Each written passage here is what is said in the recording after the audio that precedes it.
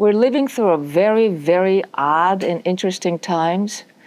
It's quite possible, but also not possible, that we are seeing retrenchment from globalism as evidenced maybe by tariffs and trade blocs, and also by maybe lessening reliance on maybe US dollar going forward. And if all these things happen, and if globalization, which was supported by American leadership and responsibility around the world, militarily, economically, as seen in the case of market and US dollars, and investment. And if in fact what we see is retreat from globalization, then we'll see much more kind of nationalism, much more America firstism, much more of the sovereign government having a greater say on every aspect of the economy, culture, and higher education. And so we see that probably in many parts of East Asia, but we may be seeing it in this country as well. Mm-hmm. And so I think it's something that most people will recoil when they hear this, because autonomy is such an important part of the identity of higher education in this country. But when you actually think about it, the rise of very important comprehensive research university also is inseparable from the involvement of the government in the research conducted by universities.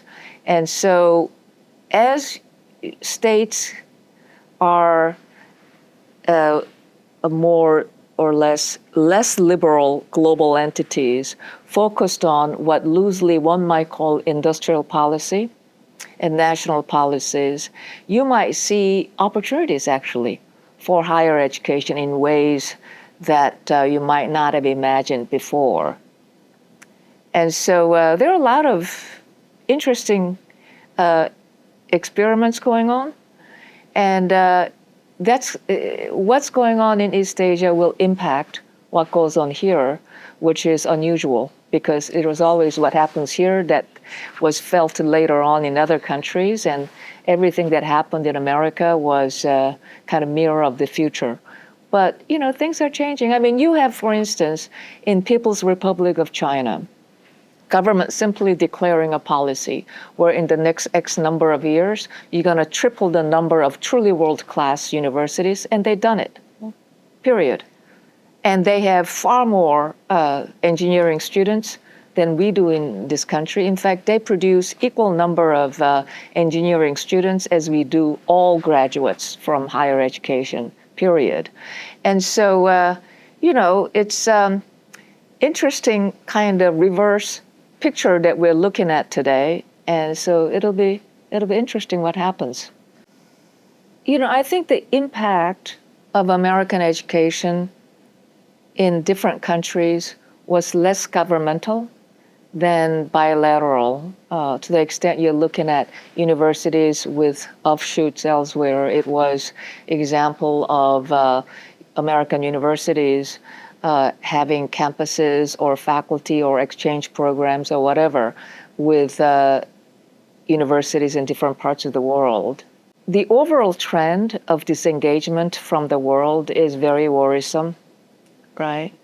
And the reduction in autonomy in this country for universities is worrisome.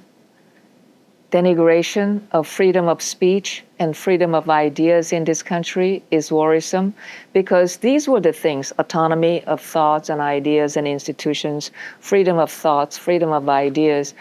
These are the things that made American universities the places in heaven that everybody wanted to come to.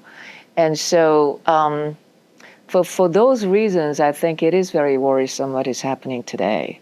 What gives me optimism is when I come to a place like this that knows what it's very good at doing and does it, right? And, you know, in the case of ASU, it's because it is actually designed pretty well and constantly reinvents itself and seems pretty happy doing what it does. I mean, as a matter of fact, I was at the University of Michigan 2 weeks ago. I was happy to go back. And that place where I spent 10 happy years always seemed like a place that, in spite of the fact that it doesn't have its mission statement that anybody remembers, it does one thing really well. People are happy when they do research. They bury their nose in the grindstone and they do research because that's what they do. And so when I see this incredible talent doing what they do really well, and they have an institution that allows them to do that really well, I'm really happy to see that, and that gives me optimism.